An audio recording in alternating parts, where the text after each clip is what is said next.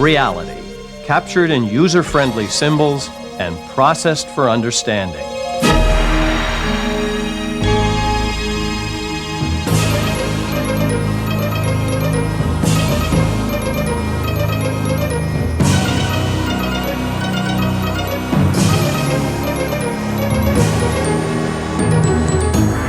The Idea Channel.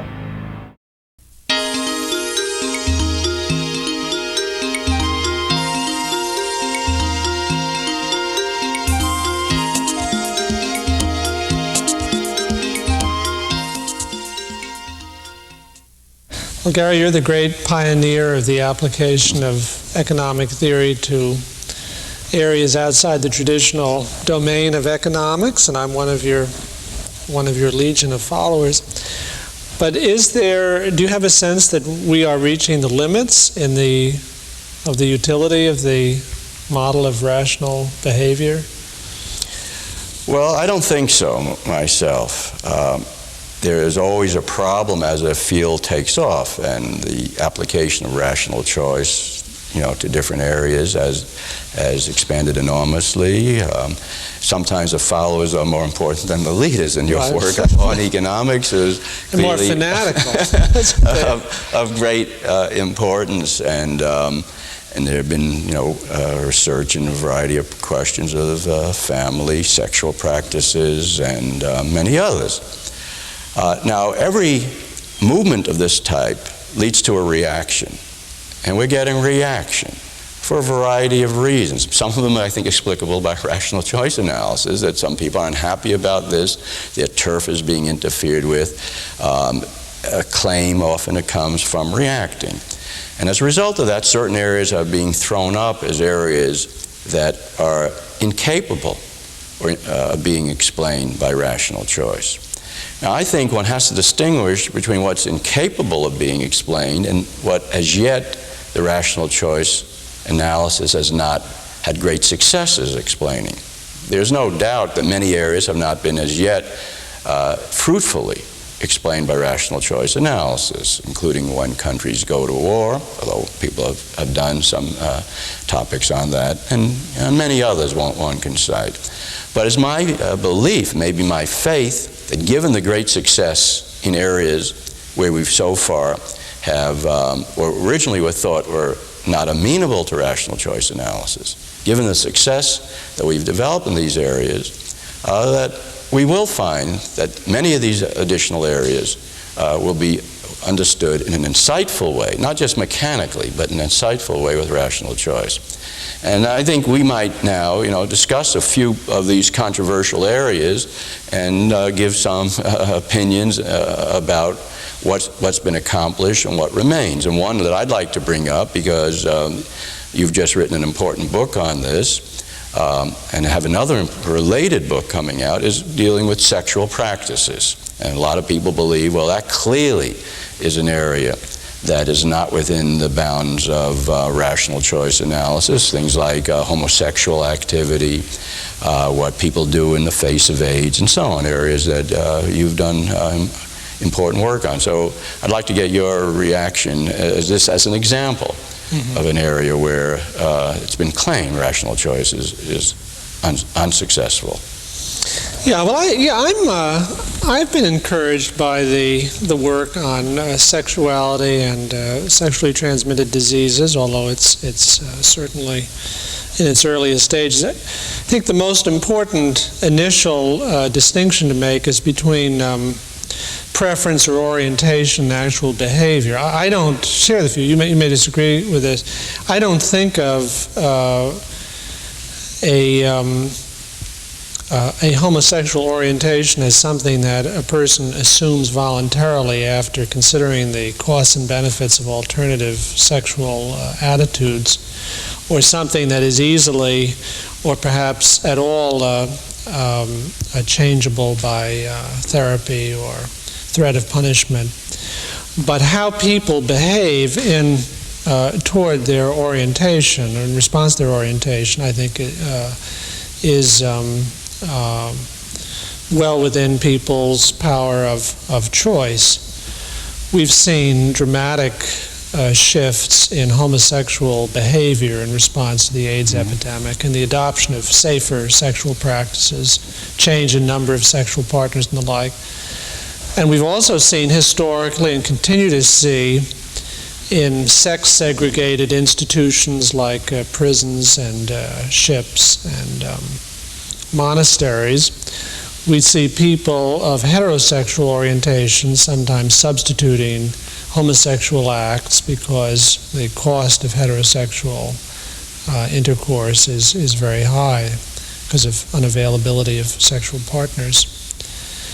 And even with somewhat subtle and esoteric problems, seeing how, for example, people react to the availability of tests for the AIDS virus, whether that leads people, as public health officials believe, anyone who tests and tests negative will be so sensitized to the risks of disease that the person will immediately engage in safe sex.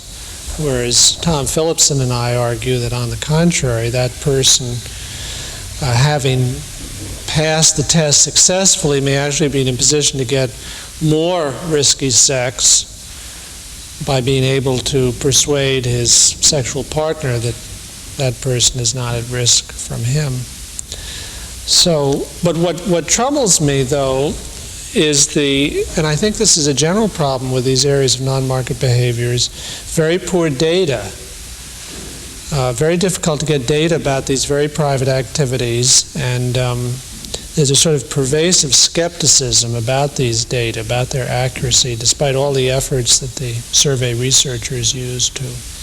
Let me try to give two pieces of so-called evidence. One seems consistent to me with rational choice, and I think it is consistent with rational choice, and I think it's important.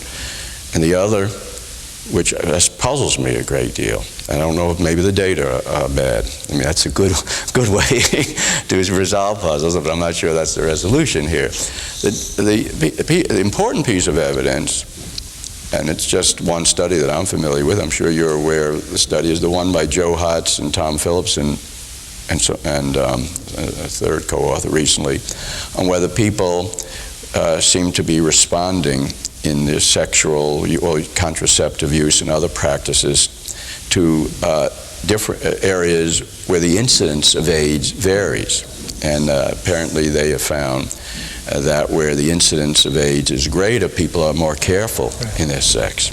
Now, that's precisely the kind of prediction we would get out of rational choice, not only in AIDS, but in a related area of public and private health that, again, Tom Phillipson has found in his study of vaccinations, that people are more likely to get vaccinated when the risk of contracting a disease is greater. Now, that's obvious from a rational choice perspective, but it's often omitted in epidemiology models and the like. So that seems good and consistent, and would surprise maybe some people that these effects are important. Not that they exist, but that they're important.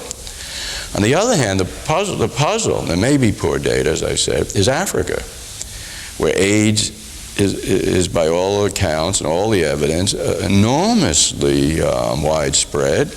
The risk is very great, and it's been claimed, and maybe the claim is just wrong, that as yet, even among the more educated people, the use of condoms as a contraceptive device has not been spreading that rapidly. And while the cost of this would be relatively great for this population, yet compared to the adverse consequences, particularly for high school people and so on, the cost seems minor. And so I don't understand that. I don't know if you've seen any better data on this or have thought about that issue. That's the other side of it that has puzzled me some. Yes.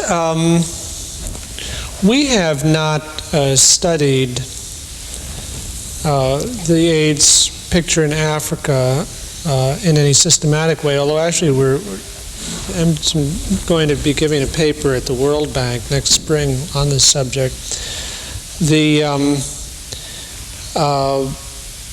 I think there are complicated political factors. Some governments in Africa have simply denied the existence of an AIDS problem and have refused to facilitate the distribution of condoms. So there's actually a condom shortage in parts of Africa. And I think to explain such a phenomenon, one really has to switch focus from the economics of rational sexual behavior, the economics of government. But some of the problems in Africa, I think, are intelligible. One is that transmission is very much more from prostitutes than it is in the United States. Prostitution is a much more important institution of sexuality in Africa, in part because of very extensive migrant labor. So men are often working hundreds of miles from their home, and there's a large market for prostitution. Once you have a situation in which there's a very high incidence of infection, due in part to the fact that other sexually transmitted diseases are endemic in Africa, and they greatly increase susceptibility to infection with the AIDS virus.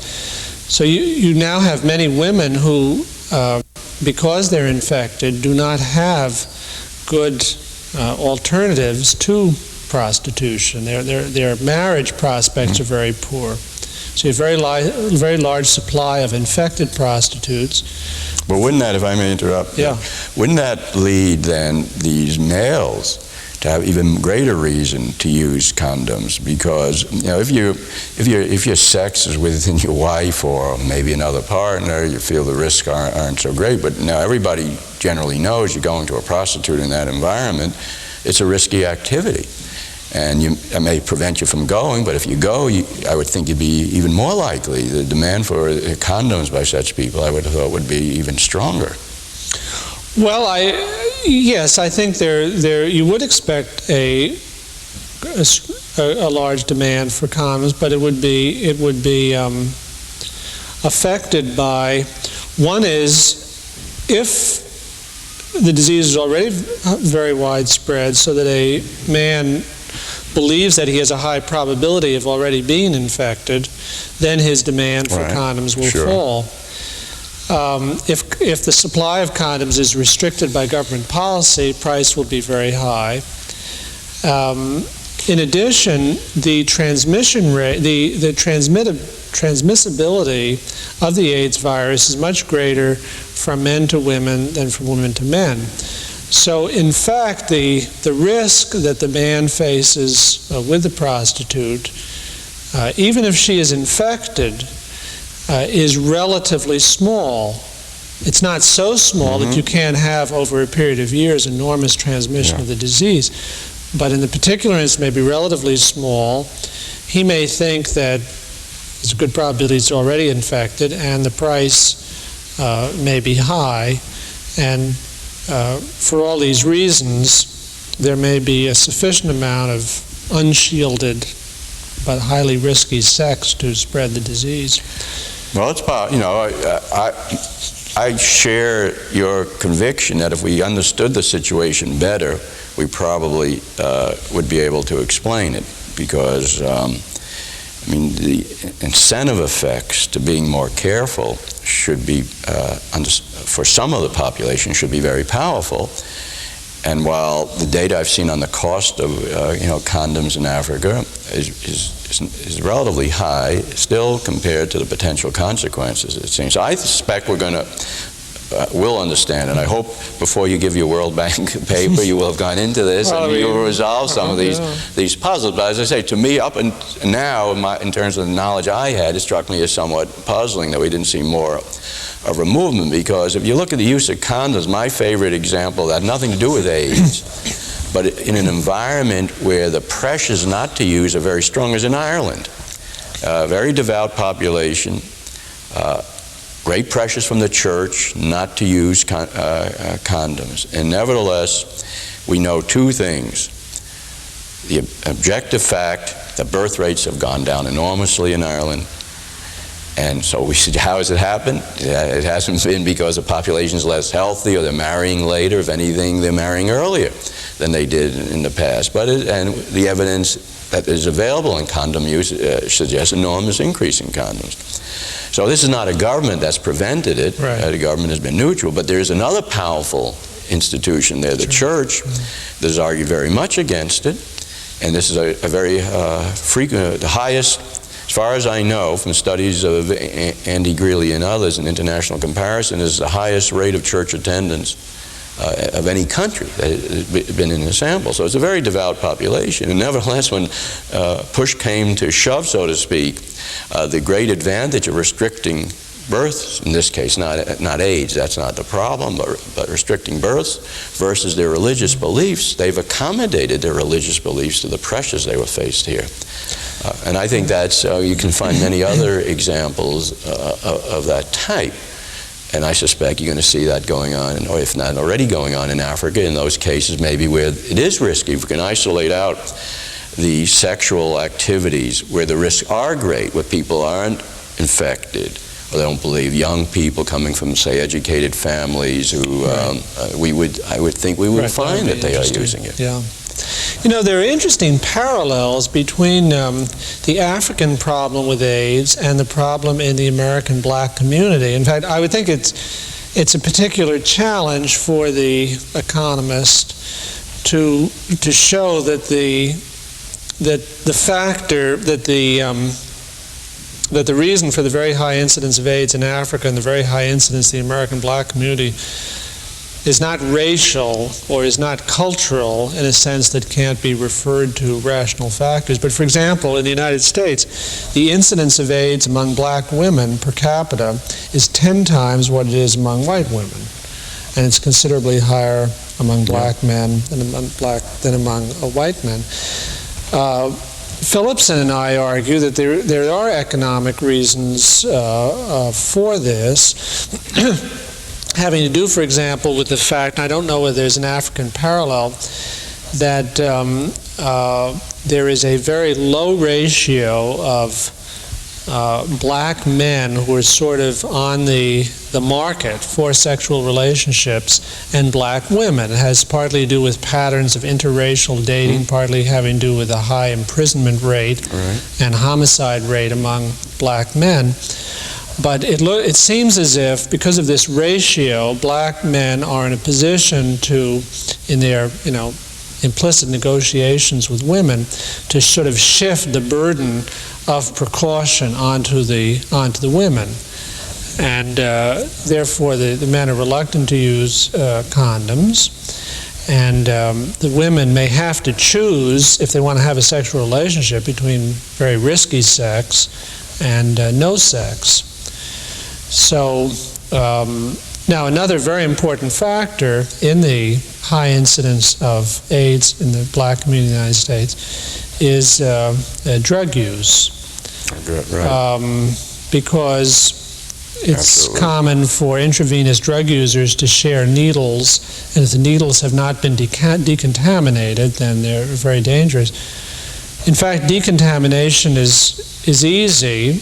Just dipping a needle in household liquid bleach will destroy the AIDS virus, and that word is gradually spreading. But the high incidence of drug addiction among blacks, that's something outside of our analysis, but I wonder whether your studies of addiction have cast light on that.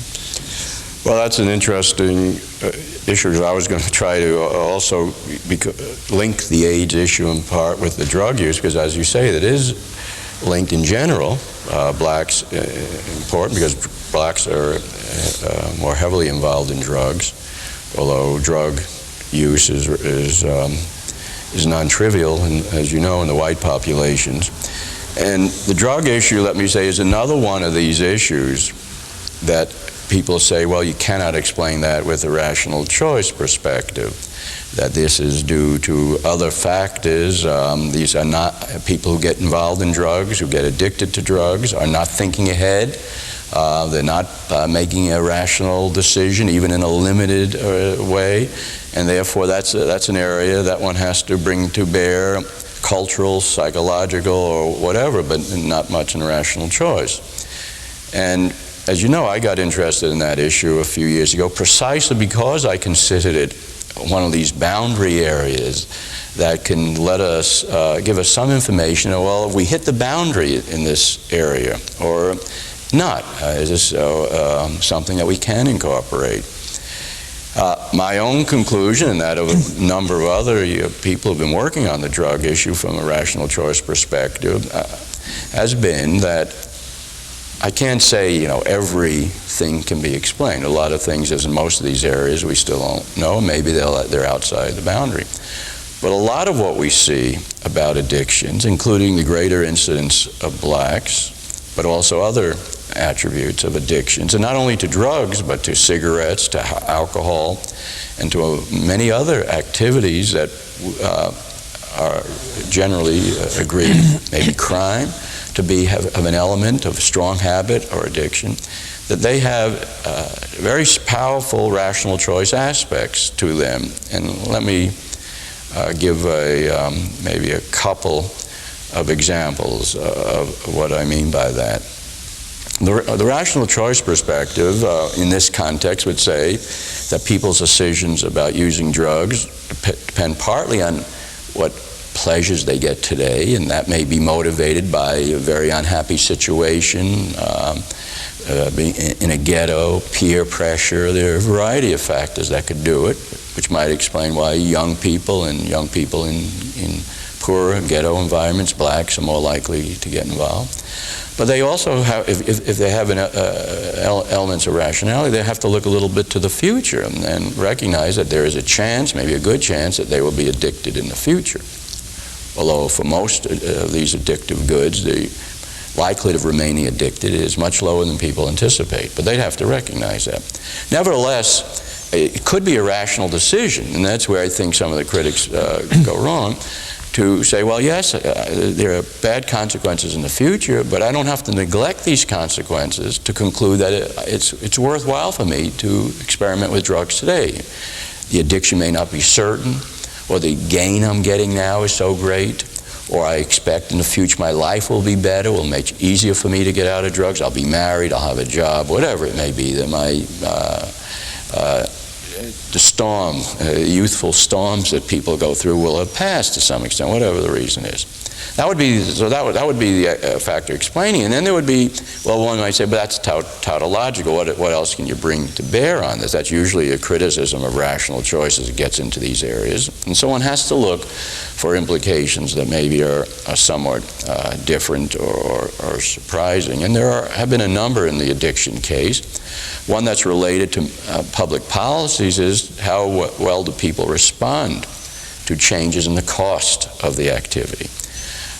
Public intervention in drug distribution, public punishment of offenders, a situation on the federal bench. You, I'm sure, deal with many of these since they're federal violations, and a lot of it's taken up with drug cases. Maybe not at the appellate level, but at the earlier level. So the price is very high. People estimate it's 10 times what it would be if you had a free market. Now, what does that mean about use? Well, let me put the problem in reverse. If we made various drugs legal, and that had an effect of greatly lowering the price, would we see much of an increase in consumption? Now, the naive view of this, or the non-rational view, let me not call that naive, that's pejorative. The view that takes a different approach might say, well, addicts don't respond much to price. I've even heard many economists say that. Now the rational choice theory of addiction not only says they respond to price, but says in the long run, addicts tend to respond more to price than people who are not addicted to respond to similar types of goods. The response initially may not be so large, but the ultimate response would be large. That's the implication of it. And in two forms. Some addicts will stop being addicted, and some people will not become addicted as a result of the high cost. And this has been studied for some goods, not so much for drugs yet, because the data on price and use are not available.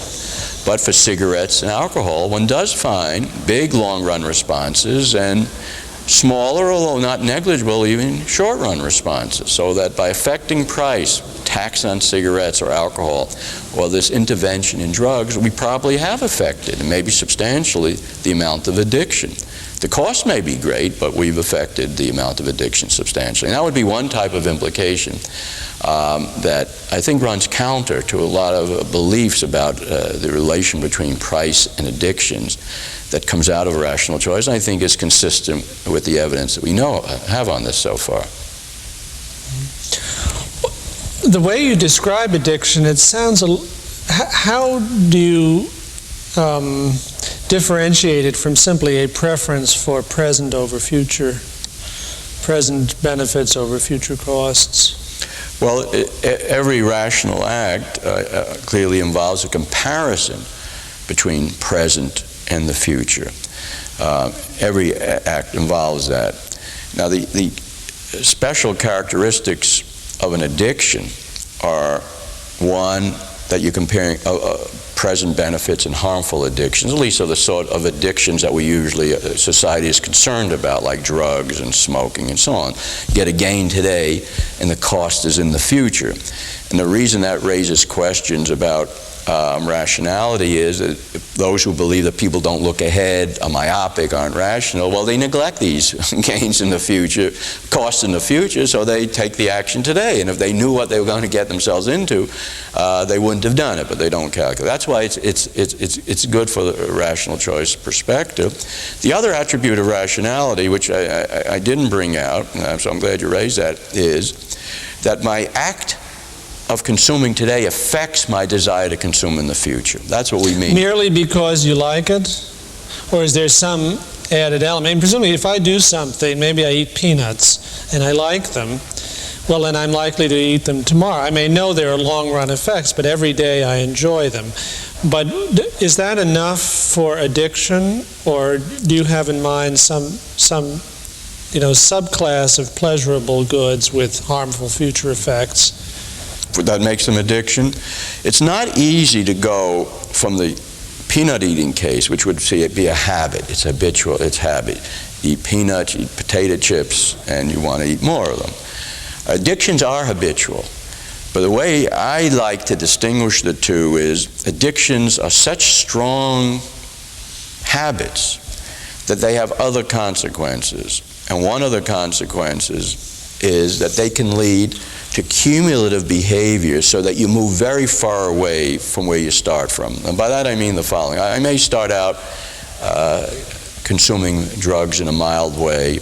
I do it for a while, but each use reinforces my previous use, and that effect gets, at least for a while, gets stronger and stronger. So I may end up consuming an enormous amount, being what we would usually call addicted. I'm taking drugs all the time. I'm smoking 2 packs of cigarettes a day, 5 or 6 drinks a day, what we would call distinguishes the ordinary habitual behavior. I eat potato chips. For a while I eat more, and I forget about it for a while, and then I may come back and a couple of days later eat them, and same with peanuts. Addictions have these long-run, for a while, cumulative impact, so that you end up very far from where you started out. Well, but then isn't it, would one call it a form of obsession? I mean, suppose you love your work and you become a workaholic. Isn't that analytically the same? I don't distinguish between the two, except maybe we have the beneficial future effects rather than the harmful from working hard, or maybe there can be some harmful. There are beneficial addictions. People with this approach have looked at jogging as an addiction. I like to say the most addictive of all things are people. And people get addicted to people, to spouses. So when a spouse dies, you find the type of consequence, withdrawal and so on, suicide, I mean, things that we often ordinarily associate with addiction. So I think there are a lot of activities that we call addiction, not all bad. Many of them we'd say, well, that's fine. We get addicted to your work. That's what leads to great accomplishment. I've never known somebody who has succeeded very well who wasn't addicted to their work, didn't get pleasure and worked very hard and so on. Doesn't this suggest a very powerful argument for decriminalization? That is, addiction in itself, nothing wrong with that. It's a normal part of human behavior. It has many beneficial characteristics. But it depends. But the form of addiction that each of us succumbs to depends entirely on opportunities and capacities and so on. So if you're a very limited person, your best addiction might be cocaine. And so why would we want to deprive a person of that choice? Well, that it isn't clear that we do want to. I'm in general in favor of addictions permitting, say, legalizing drugs, but only partly on the grounds of what we call libertarian grounds, that people should be free to do what they want as long as they don't have consequences on the others. I think there's so many other harmful effects of addictions that even if we put even negative value attached to that, there's a case of decriminalization. But I would like to comment on the libertarian argument, and I don't want to push myself too far because I'm a libertarian on a lot of these choice issues. The only case that I can see for being more qualified in one's attitude on the addiction case is the following, and it also really involves partly rational choice analysis, but in a different dimension, and even maybe an even more controversial one. Now, as we've seen, addictions, habits, you affect your future preferences. What I do now, we agree is going to affect in the future. For minor things like potato chips, it won't mean very big changes and so on. But for things like drugs, for living with a wife or a husband, it does change. You like the person more, you hate them more after a while, but your preferences do change for them. All right, so what we do today, the environment we experience today, is going to affect what we want tomorrow. Now, that can be put into a rational choice perspective. To the extent that people anticipate that, we are all to some extent choosing the type of people we want to be in the future. And there's nothing wrong with that. That's good. I mean, that can lead to great achievement. We can make ourselves better people than we are. The problem, however, if there is a problem, or at least makes me somewhat less enthusiastic about the libertarian outlook here, and slightly more sympathetic to some of even my conservative friends who are appalled by the idea of decriminalizing it, is that people's preferences are not only formed by what they do, but they're formed by what their parents did to them, or for them, or not for them, and by the environment they lived in. And consider drugs. As we said before, this has hit blacks more than others. And it's hit black more than others, not because there's some, in my judgment, intrinsic propensity for blacks to be more drug using. There's no evidence to my knowledge on that. But their family background has been different. They've come from families with greater drug use. Their peer pressure in the ghetto has been very strong to use drugs. So the preferences that they are forming in this way are not necessarily preferences that I think we want to use the consumer sovereignty to respect. These preferences are as good as any others. Taking these preferences as given, yes. And then you go down the libertarian view. But do you want to take them as given? And I would say two issues in particular. One, the influence of peer pressure. Even in a conventional analysis of libertarian choice, that is an externality, an interaction. If what I do or what affects you, what you do affects me, that may be things we'd want to control. So that's relatively easy. And I think it's one reason it leads me to hesitate, that I think addictions have these activities. The other one, I'm on more slippery ground, but I'm not sure in my own mind that if my preferences are formed now because my parents were uncaring, they beat me, all the things that we would say, do we want to take a consumer sovereignty approach in that case, or do we want to say, well, it may pay to interfere with these preferences, even though during the transition to the new state, that person's going to be made worse off by interfering? And that I'm not have a strong view on that, but it leads me to hesitate in simply adopting a libertarian view. I think that's a powerful argument you're making for intervention possible intervention in the drug case, but its implications are worrisome, because what you're now saying is we can question the authenticity of a person's preferences. We can